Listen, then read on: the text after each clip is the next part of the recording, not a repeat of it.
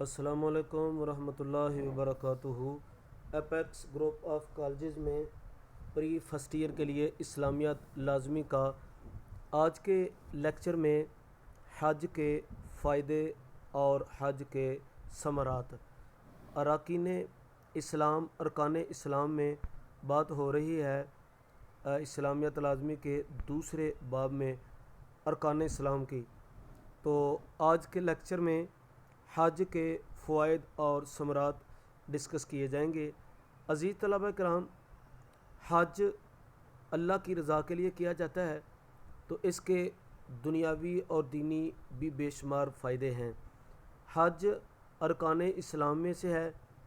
کلمہ شہادت، نماز، روزہ اور زکوٰۃ کے بعد حج کا مرتبہ آتا ہے۔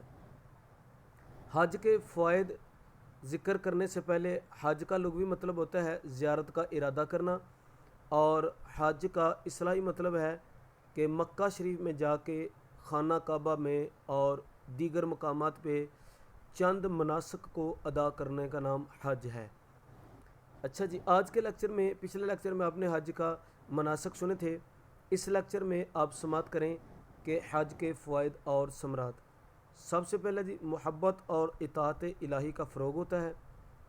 حج سے انسان کے اندر اطاعت الہی کا جذبہ پیدا ہوتا ہے۔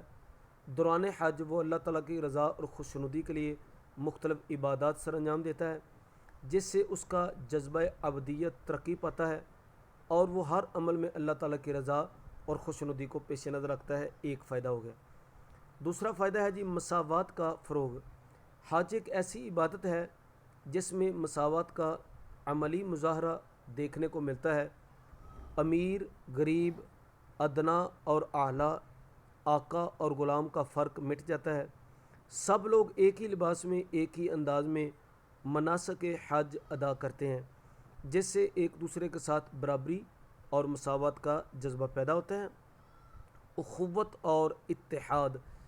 حج اخوت اور اتحاد کا بہترین مظاہرہ ہے۔ دنیا کے مختلف ممالک سے آئے ہوئے مسلمان ایک دوسرے سے مل کر ان کے حالات سے واقف ہوتے ہیں، جس سے ایک دوسرے کے ساتھ ہمدردی اور خیر خواہی کے جذبات پروان چڑھتے ہیں، اور باہمی اتحاد کو فروغ ملتا ہے۔ حج اتحاد بین المسلمین کا سب سے بڑا اجتماع ہے۔ سادگی کی تعلیم۔ حج کے فائدوں میں سے ایک فائدہ یہ بھی ہے، حج سادگی کا بھی مظہر ہے۔ حج کے دوران حاجی دو سفید چادروں کا احرام باندھتے ہیں۔ اس میں جہاں اور بہت سی حکمتیں ہیں، وہاں ایک حکمت یہ بھی ہے کہ انسان کو سادہ زندگی اختیار کرنی چاہیے۔ طواف، سعی اور وقوف عرفات سے بھی سادگی کی تعلیم ملتی ہے۔ حج کے ثمرات میں سے ایک فائدہ ہے گناہوں کا کفارہ۔ حج انسان کے پہلے گناہوں کا کفارہ بن جاتا ہے۔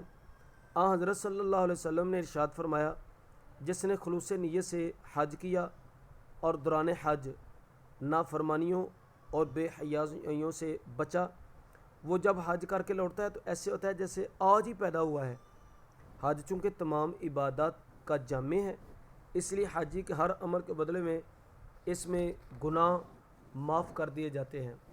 حج کے فوائد و ثمرات میں سے ایک فائدہ یہ ہے، حصول جنت کا ذریعہ۔ حج ایک ایسی عبادت ہے جو اللہ تعالیٰ کو بڑی محبوب ہے۔ حج کرنے والے کے لیے اللہ تعالیٰ نے جنت کا وعدہ فرمایا ہے۔ نبی کریم رؤوف الرحیم صلی اللہ علیہ وآلہ وسلم کا ارشاد گرامی ہے کہ مقبول حج کا بدلہ جنت کے سوا کچھ نہیں۔ راہ خدا میں حج کے لیے جانے والے دنیا اور آخرت میں اللہ تعالیٰ کے مہمان ہوتے ہیں۔ ارشاد نبوی صلی اللہ علیہ وسلم ہے، تین اشخاص اللہ کے مہمان ہوتے ہیں، جہاد کرنے والا، حج کرنے والا، عمرہ کرنے والا۔ آخرت میں بھی یہ لوگ اللہ تعالیٰ کی مہمانی میں نعمتوں والی جنت میں ہوں گے۔ ضبط نفس کی تربیت بھی حج کے فائد و ثمرات میں شامل ہے۔ اس طرح چند ایک چیزیں آج کے لیکچر میں ہو گئیں کہ حج کے فوائد و ثمرات میں دوبارہ ایک دفعہ پھر گن رہا ہوں۔ محبت اور اطاعت الہی کا فروغ، ضبط نفس کی تربیت، مساوات کا فروغ، اخوت اور اتحاد کا فروغ، سادگی کی تعلیم، گناہوں کا کفارہ اور حصول جنت کا ذریعہ، یہ چند ایک چیزیں حج کے فوائد و ثمرات ہیں۔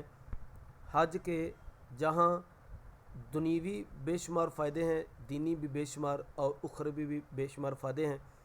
آپ نے اس لیکچر کو بغور سننا ہے اور اس کو یاد کرنا ہے۔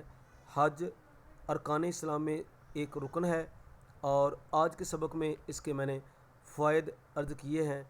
اللہ تعالی ہم سب کو زندگی میں بار بار حج اور عمرہ کرنے کی توفیق عطا فرمائے۔ السلام علیکم ورحمۃ اللہ وبرکاتہ۔